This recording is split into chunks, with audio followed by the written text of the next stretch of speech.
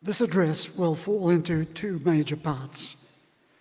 In the first part, I will speak about an idea that I believe its time has come. In the second part, I shall speak about some of the major initiatives that we will follow and reinforce here in 2014. They are initiatives that will make this church, that continue to make this church different, vital, and unique. So first, the idea whose time has come. And what is that idea?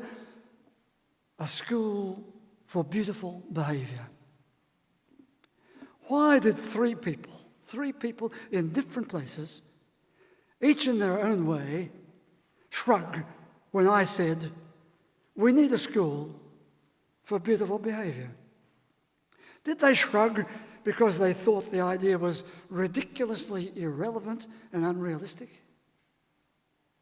Did they shrug because they were too committed to other priorities, their own important things? Or did they shrug because they knew beautiful behaviour cannot be taught in schools when schools are so heavily committed to their own objectives? Years ago, we in this church adopted the name of St. Michael's. I suggested at the time that this name could be so significant to what this church could become. At first, several people were understandably ambivalent, perhaps even a little resistant or uncertain. Some outside the congregation altogether scoffed. But today, that name of St. Michael's is embraced as our vibrant identity, an identity with a potentially contemporary relevance. St. Michael's of the biblical legend, St. Michael was given a task to restore harmony, direction, and belonging. St. Michael's was to stand for the prevention of violence, prevention of destruction and waste, the waste of human life, the waste of human resources, the waste of the ecological balance and viability.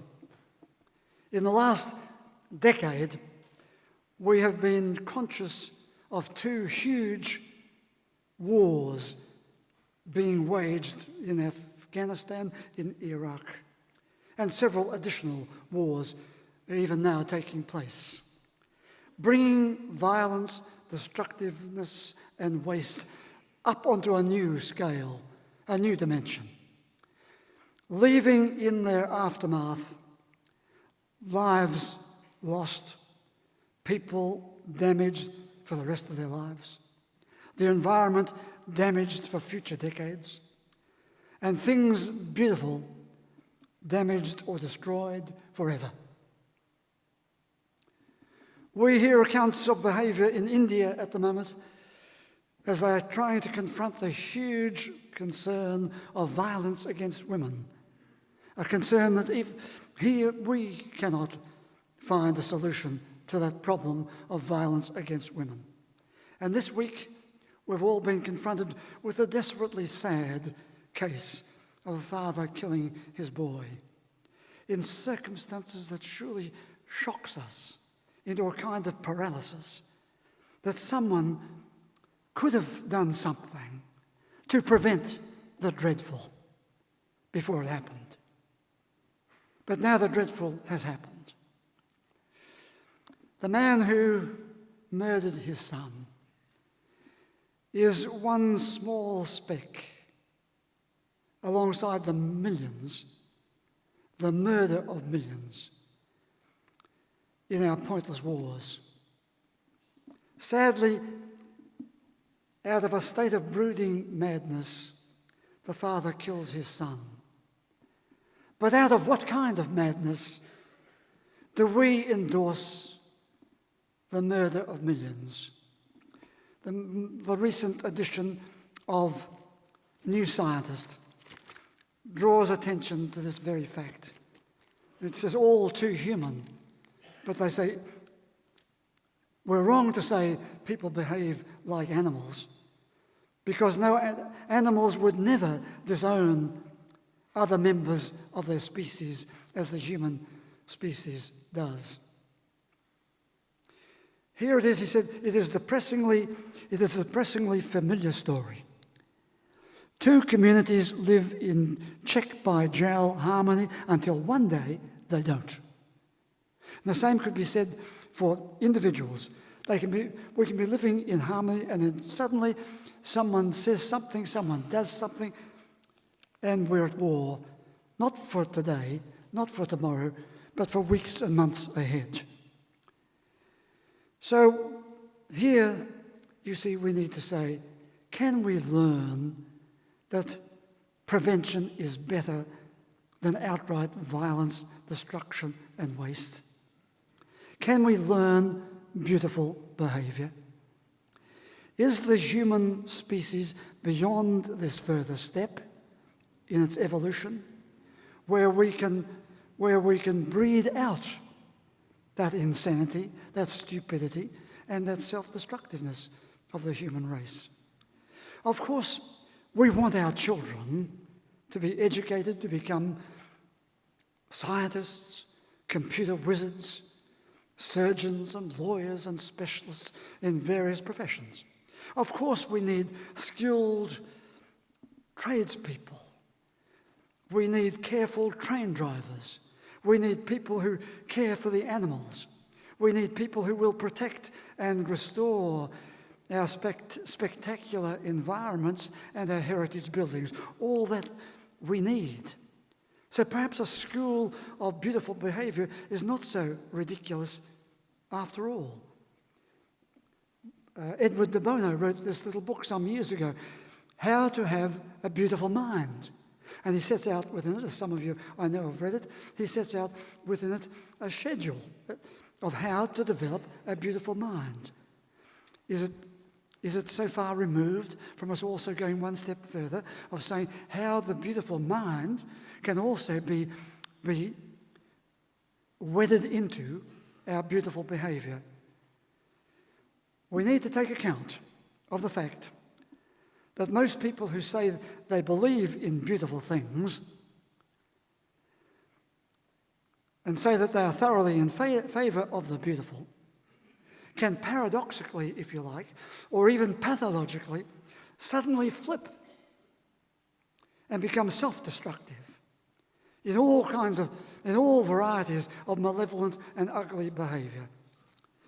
In the psychological and psychoanalytic professions, we are inevitably and constantly confronted by the challenge to find ways to change human behaviour. More than that, to change ways to enhance human behaviour.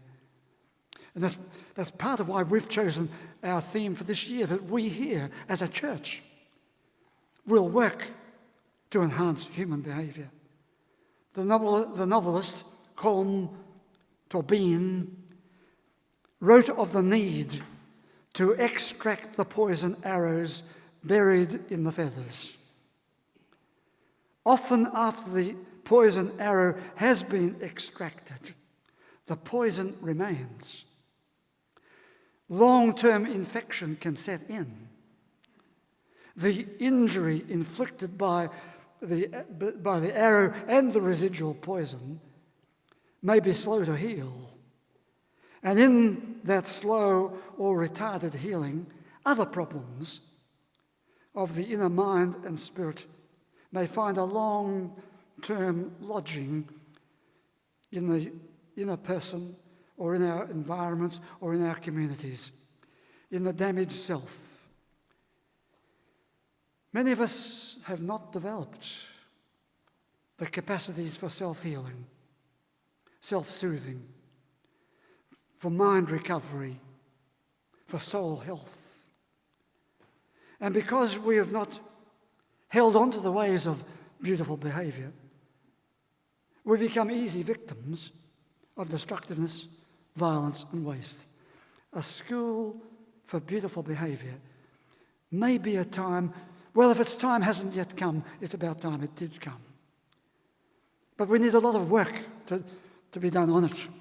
Otherwise, when ugly behaviour occurs, we quickly harness the horses and load the wagons, determined to convey the culprit to the tower.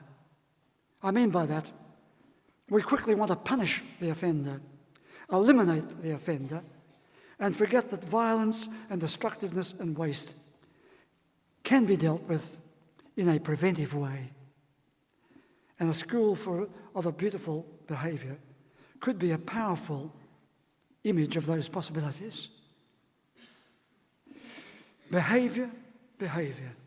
Irritable behaviour, angry behaviour, snarling behaviour, destructive behaviour. Is there a person here who hasn't been part of those behaviours? All of those behaviours usually have a history, a context. Sometimes the context and the history known, sometimes unknown, concealed, sometimes conscious, sometimes driven by little understood unconscious.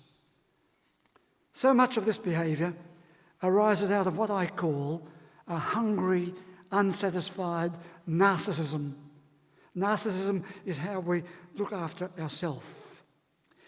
And so we behave out of a hurt and injured narcissism, out of a narcissism that has not grown, has not healed, but has rather become fixated. A narcissism that is lost in its own hurt, and because it is hurt, it goes on hurting other people. If these early, damaging, hurtful, ungrowth experiences are not intercepted early, we can but expect those damaging, hurtful, ungrowth behaviours to go on into adolescence and even into older years. So the one big initiative of St. Michael's has been to join the Ken Miller Institute in establishing the Kindergarten Field Officers program more than 25 years ago. I've been involved in providing kindergarten field officers with skills and confidence, professional confidence, to go into hundreds of kindergartens across Melbourne to help small kids, 4-year-olds, deal with their troubled, hungry behaviour. This last few years, we've called this program the Big Tent. There's an initiative. We want to have more kindergarten field officers in that big tent of learning this program. We want more kindergarten kids to be in this big tent. Because at that age, if we can intercept the problems that are emerging at that age, if we can intercept those identifiable emotional and behavioural problems, we might help them to grow into better human beings later on. If we can get into that narcissistic injury that can occur at the age of 2, at the age of 1, in fact, that narcissistic deprivation, that ungrowth, if we can get into that at that stage, we may prevent a whole lot of other things happening. That's our initiative number 1, to take the Big Tent into other kindergartens, into other communities, to ensure that we can reach more and more little children. So the first initiative has been now to establish a research project to test whether or not the program that we've been carrying out for the last 25 years is effective. Last Friday, I was involved in a conference with my staff to hear the results of the research. Based on a study involving control groups, we could see demonstrated before our very eyes the clear and significant benefits of this program that could come under the broad heading of prevention of troubled behaviour, and thereby be part of the concept and meaning of creating beautiful, healthy behaviours. The second initiative of St Michael's, in conjunction with the Cairn Miller Institute, is the program for people at the other end of the age spectrum, the SAGE group that so many of you have been part of, for people between the ages of 55 through to 95 and beyond, 95, 100 years of age. And that's been in operation for more than 25 years. It has been an extraordinary initiative, reaching many thousands of people at an education level. How to age more successfully and enjoyably. How to discover the psychological ingredients of beautiful behaviour in your older years. How to grow into an intelligent retirement.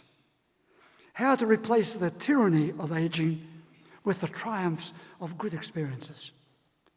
Living to 90 and more and enjoying it. So the initiative this year is that we're adding to the education program in SAGE a SAGE clinic of one-to-one talking therapy.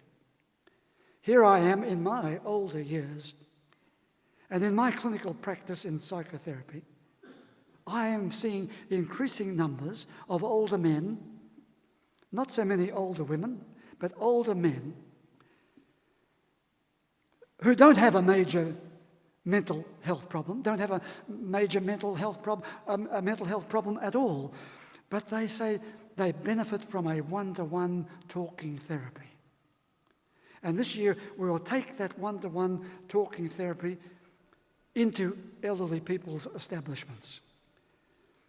And already we're receiving a great deal of encouragement from those establishments to come on. We want this to happen. And 4 of my clinical staff will join me as we take this one-to-one talking therapy into the older populations. Number 3, we established the Mingary program, the Mingary Place, over 12 years ago. It had 2 parts. There was, first of all, the quiet place. The full symbolism of quietness, communicated through light and water and sculpted rock and 1 or 2 words. And for those of us on this side of the wall, as I've already mentioned, there is the magnificent tapestry, welcoming everybody who moves through there to realise that there's something more than rock, water and light. Every day, people come to Mingary to be quiet, to have a time alone, to listen to themselves, to wait for a new moment to come, to realise that there are sacred places of quietness. But the second part of Mingary followed quite quickly. Many people wanted to do talking with another person, and so Mingary counselling developed. And every week, these days, some 12 psychologists in placement work under 2 supervising psychologists to provide a low-cost counselling service, one-to-one, and everyday people move in and out of those offices and benefit from that service. The new initiative in 2014 that I'm proposing is that now Mingary will be more available to other people, especially to people who are facing major health crises, and also to their relatives. I particularly want people from country places to know Mingary is here for them as well as for the city people. I know that people from country places come to Melbourne to visit their sick relatives and friends, their dying relatives and friends. They could value the soothing, healing quietness of Mingary, the quiet place, with all of its symbols and what they stand for. So like all of these initiatives, they are this is St Michael's. And of course, in order to get that particular initiative off the ground, I need some money. I already have some, but I need much more. But it's going to happen. The fourth initiative you've heard about already today, the Wellbeing Centre and the programs associated with it. It is an initiative in community psychology, in community pastoral care, in good community theology. This is an unusual feature for a church to promote. Dr. Campbell has done a first-class piece of work to set aside the Wellbeing Centre and its salon, and the many programs that lift us out of our own activities to different ways of thinking, to all the sounds that go with community building and community interaction and community growth and belonging. That initiative is quite amazing, and I hope more people will become part of it. The fifth initiative, several years ago, as I travelled to several countries to speak at psychotherapeutic conferences and to lead training schools in my form of psychotherapy, I discovered people wanting to come here to learn at greater depth the methods of therapy that we'd been using. Now, after several years, we've been able to provide this intensive training to young therapists and psychologists from individuals in Turkey, in Hungary, in Romania, in Colombia, in Kenya. And this year, 2014, I've been engaged in trying to get a person from Ethiopia to join us, but unfortunately we've run into a visa difficulty, and that might not now happen. But there's the scope of it. This quite astonishing program, reaching into at least 6 countries via the people that we've trained, and one of them is going to come back for a short visit. She's now a professor in her own university, and she's going to come back and tell us what she's been able to do and what she is doing. Here, this has happened because of an idea. And from that idea, one member of this church decided to provide the funds for that program and has placed those funds in memory of her husband. I'm talking about Gwen Waters. She placed it in memory of her husband, who until his death was a very active member of St. Michael's. In this context too, I mentioned the Big Tent program. It has been partially funded by gifts from people outside St. Michael's, friends and friends of friends. And then one of our deceased members, Colin Still, wrote his will and left us a goodly sum to be allocated to the children of the Big Tent program. It's notable that he himself had no children, but he left part of his estate to that program. The sixth initiative, did I say that there only were 5? I'm going to put 6. You could perhaps put 7, 8, and 9, but I'll stop at 6, I promise. All of my professional life, and even from my school days, I have been searching to find a relationship between psychology and religion, psychoanalysis and spirituality. That sounds straightforward enough, but in fact it has meant over the years running into a great deal of resistance, a great deal of impacted ignorance, and not a little hostility. In recent years, the climate has, shall I say, miraculously changed, helped a great deal by some eminent people in the United States and Europe who have joined this cause at the very top level of psychological research and treatment. In 2014, we will bring one of those people here to St. Michael's. I've invited a distinguished psychologist from Columbia University in New York to spend a week or so with us. She is one of the very top people involved in the work of psychology and spirituality conversations.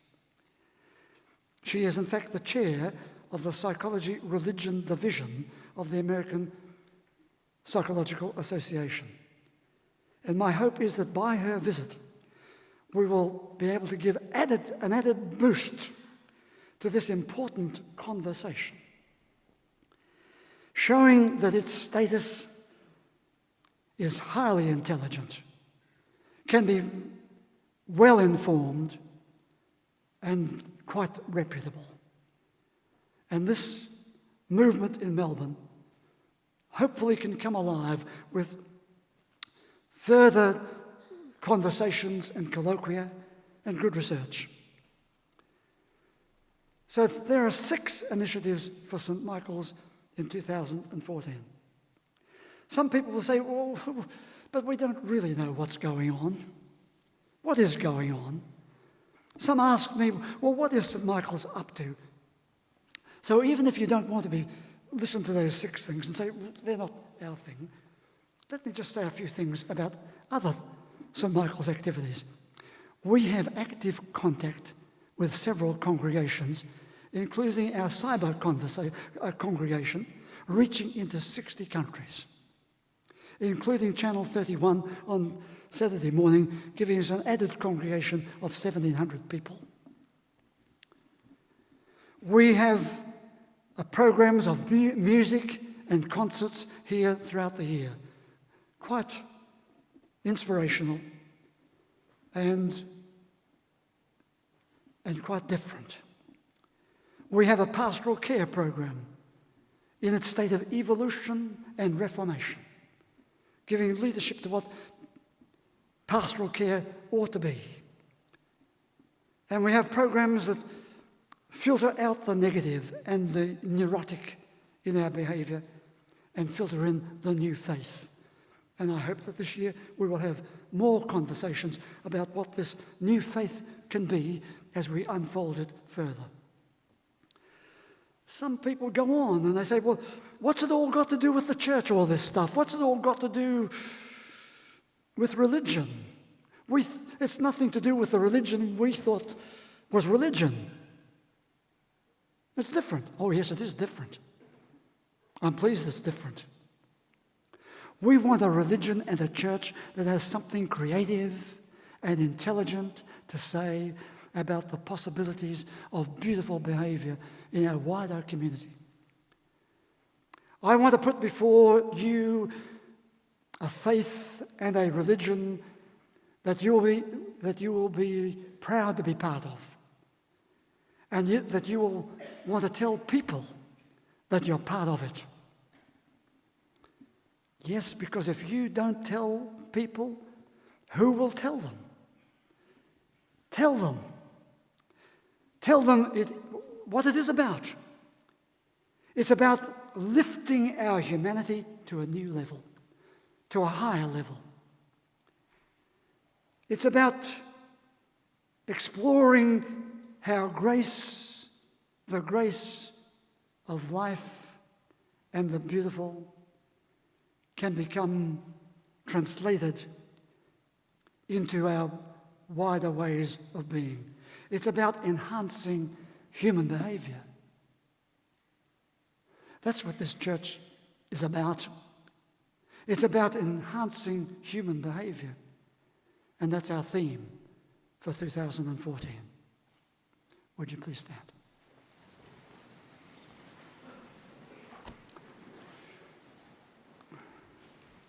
Say with me, Our Father, who art in heaven, hallowed be thy name. Thy kingdom come, thy will be done on earth as it is in heaven. Give us this day our daily bread, and forgive us our trespasses, as we forgive those who trespass against us. And lead us not into temptation, but deliver us from evil. Thine is the kingdom, power and the glory, forever and ever. Amen. And the blessing. May the God you see in all the colours of creation arouse in you a sense of awe and wonder. May the God who is a sacred presence be real to you.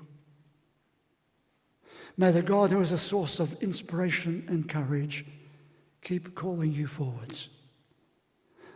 May your God go with you and bless you today and always.